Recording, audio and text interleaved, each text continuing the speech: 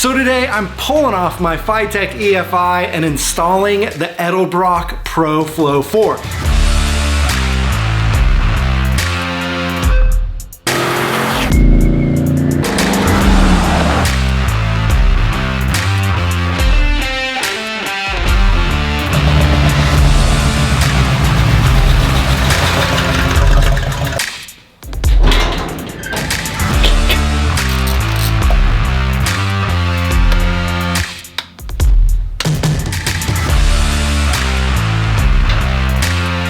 That little white line right there on my harmonic balancer is 0 degrees, top dead center.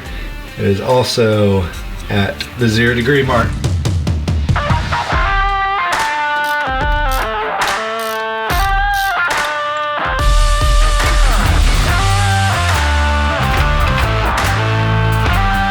Welcome back to the garage, the place where we are making your Bronco your dream Bronco. If this is your first time here, I would love to have you subscribe, putting out how-to videos for the weekend mechanic and digging into the current EFI tech for the classic car community. So today I'm pulling off my FiTech EFI and installing the Edelbrock Pro Flo 4. And if you're curious why I'm actually pulling off the FiTech and going with the Edelbrock, check out my Edelbrock FiTech comparison video and I'll explain it all there.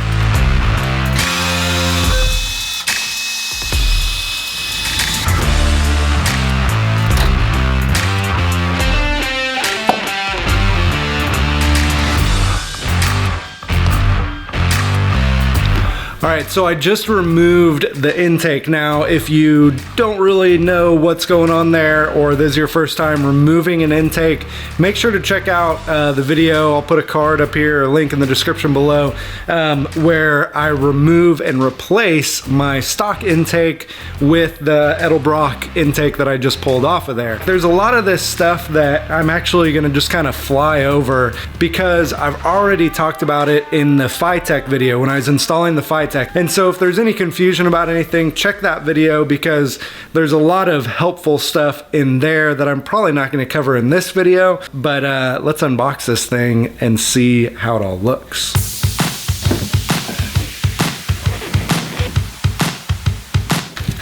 Now the first thing that I'm going to install is the O2 sensor. It's super important that you get a good seal when you're installing this thing, that it's not leaking and that you don't have any leaks. The first time I installed my FiTech wideband O2 sensor, it was just with those clamps and it wasn't a very good seal on there. And so I was having some troubles, so I ended up welding it on there. And then when I installed my headers, Michael Duff actually re-welded it on there and did a much better job. So I'll put a link to that video, but make sure to just do a really solid job when you are installing this into the exhaust.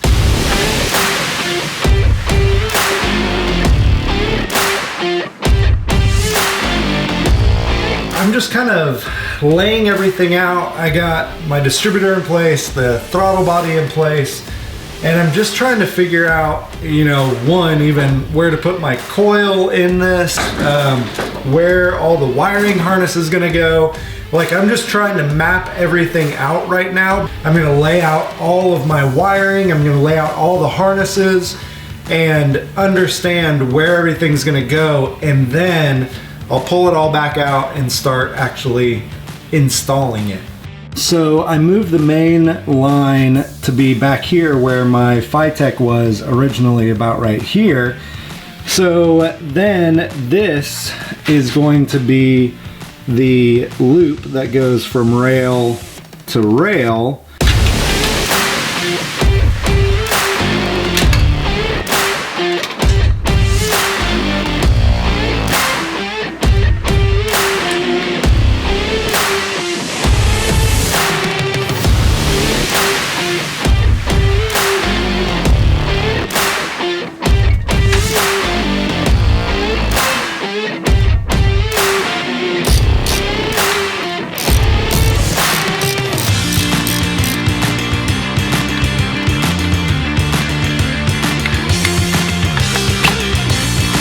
So I know I didn't show it, but literally like I took this off and put it on probably 20 times. And it's just figuring out where everything goes, how it's routing. My fuel rail on the driver's side over here, still the fitting doesn't really work right. And so I'm gonna need to buy a different fitting. Right up here by the distributor and this fuel rail, and I bought this new heater hose. It's just everything's super tight up here and I don't love it. So I'm gonna try to find a different way around it. But here's my suggestion. Don't just spend all your time trying to get everything looking pretty right now before it even works, right? Like get it to work, get it running, drive it around a little bit, and then figure out how to get it all looking pretty. I mean, obviously we're not just gonna have wires laying over the engine. We're gonna zip tie everything down, but like I've even left my zip ties uncut. So like it looks bad, but then it doesn't make me sad when I have to cut them off and add another wire or figure something out. This isn't the time that you want to argue with the system, right? You want to do what they're saying the exact way that they're saying it. And then once you know that it works, then you can go back and change it and move stuff and get it out of the way.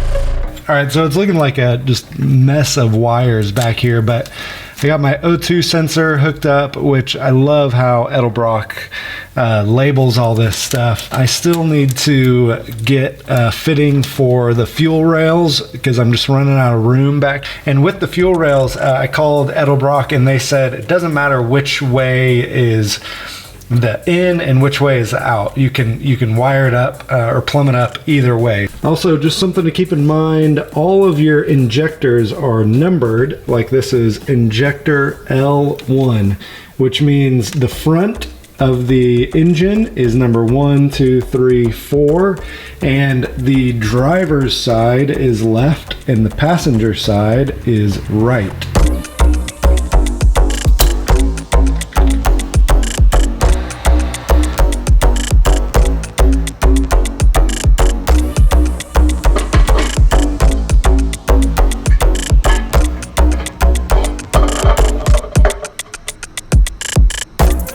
So I just had to call Edelbrock. I just had a couple questions for them, but the bummer is that I just found out I have to get a fuel pressure regulator.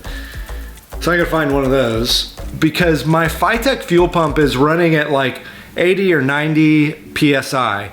And the fuel injectors on the fuel rail want like 43 to like 58 PSI. And I thought, well, it should be fine. Like, you know, the FiTech handled it fine with all the fuel going through there. But the fuel rail system is a little bit different of a system. And so I'm gonna make a separate video about the fuel pressure regulator and why you need it and how it works and all that. But I'm gonna install this fuel pressure regulator. And what this is basically gonna do is keep my fuel pressure at the right amount for the injectors. And if you think about it, like your whole fuel system is pressurized. And so this is gonna kinda rock it with, you know, just keeping everything good. I'll put a link in the description below where you can pick one of these up. But I had to grab a couple more AN fittings and different stuff like that. So hopefully I can wrap this up today and get it going. All right, now what I did here was I put a little T in this hose, pulling off manifold vacuum, run a line to your fuel regulator if you need to, because your fuel regulator needs that manifold vacuum.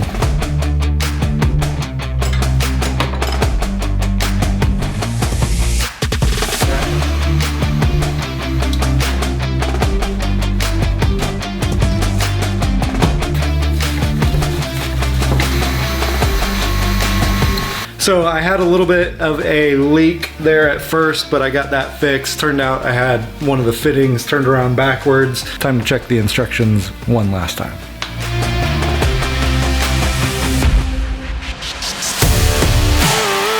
All right, so just kind of finishing this up and check the directions, and one of the things that it said was that because, you know, the ProFlo is universal and it covers a lot of different applications, they want you to set this throttle screw differently per your application.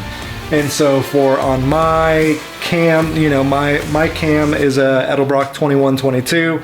And it's pretty close to a stock cam, maybe a little bit more mild than a stock cam, but not much. And so they recommend with a stock cam to turn this throttle screw a half a turn, and that will kind of set the butterflies for the throttle and stuff like that a little bit better. There's kind of IAC, idle air control stuff that you're dealing with this. So I'm gonna do that real quick.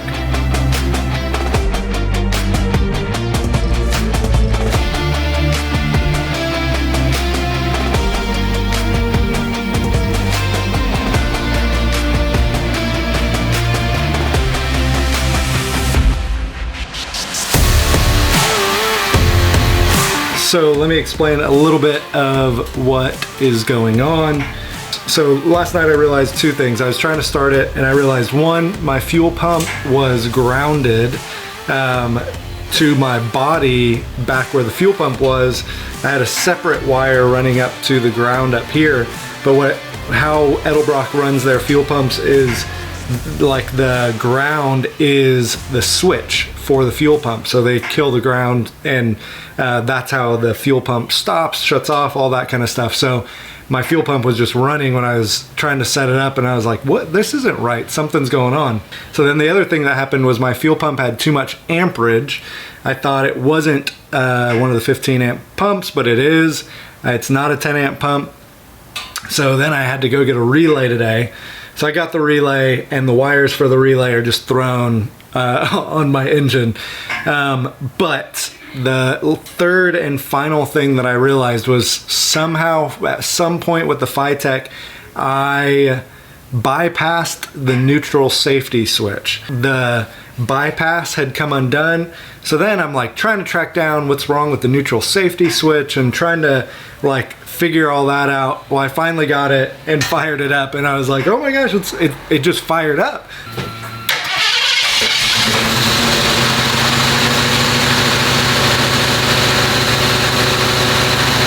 And so I let it run for a second, but it had been so long that the ECU had disconnected from the setup, so like it wasn't really diagnosing. So I've and I forgot to put coolant back in the radiator, so I did that, got coolant back in there, have everything kind of, you know, placed to the side. I'm gonna start it back up, fire it back up, and get it running again and get the setup wizard going.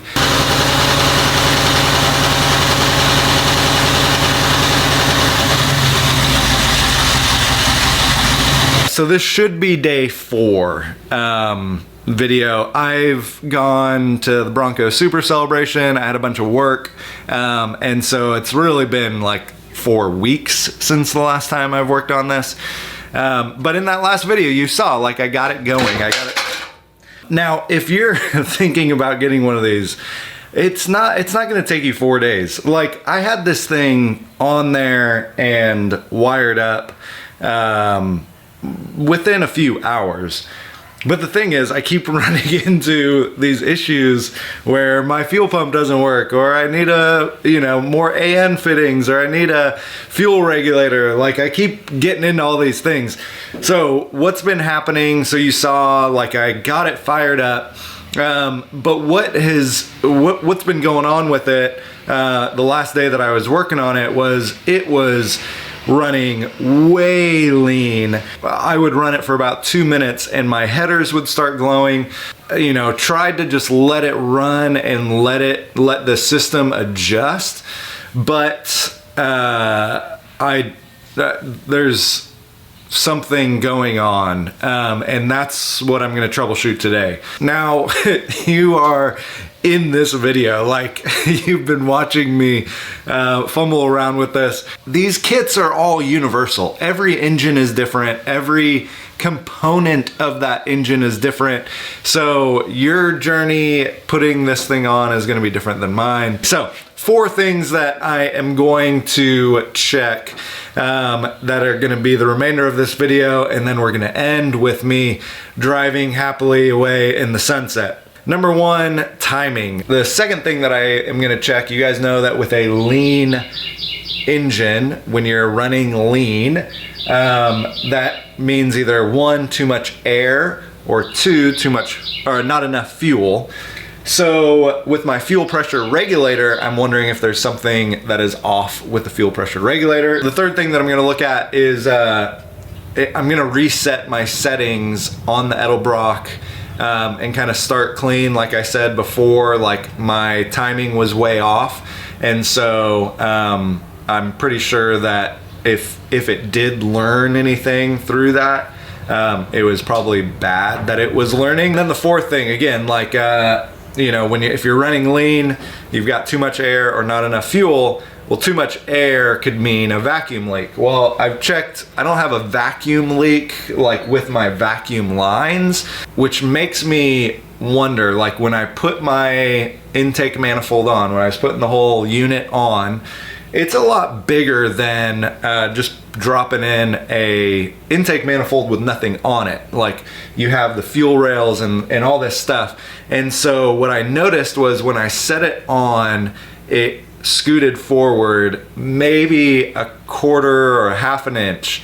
Not much, but in the back of my mind, I keep just going, oh man, what if I have a gap somewhere where I just scooted it and that like RTV scooted forward and, you know, isn't sealing properly. So I have that going in the back of my mind.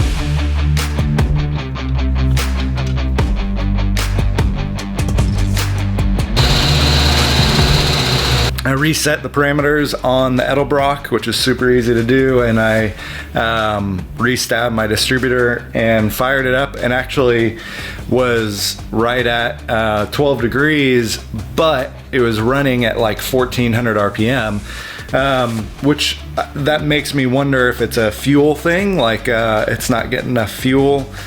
I mean, the headers were glowing red again, so it's still lean. I'm wondering if my last 2 things, either it's a fuel problem or it is a vacuum problem with my intake manifold.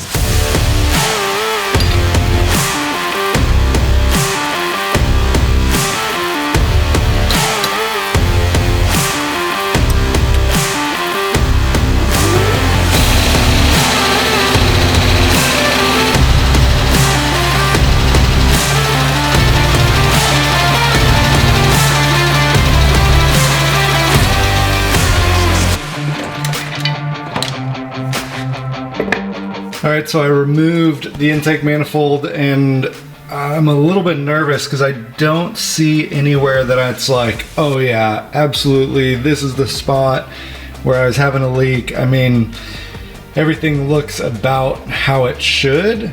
So we're going to put it all back together and hope that I do a better job sealing it all together.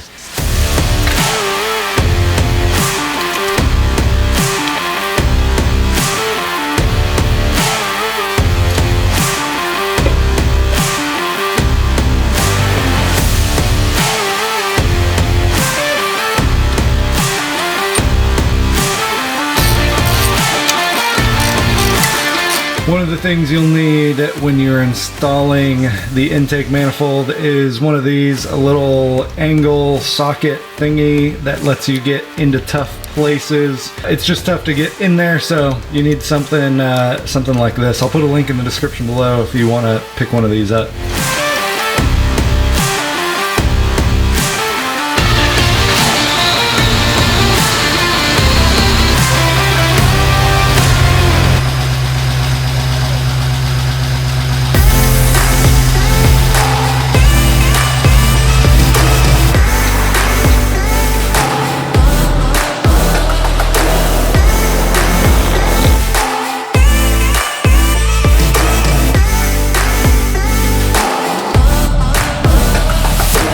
So that's it. Thank you guys so much for sticking through this journey with me. Thank you for watching this video. This thing is running incredible.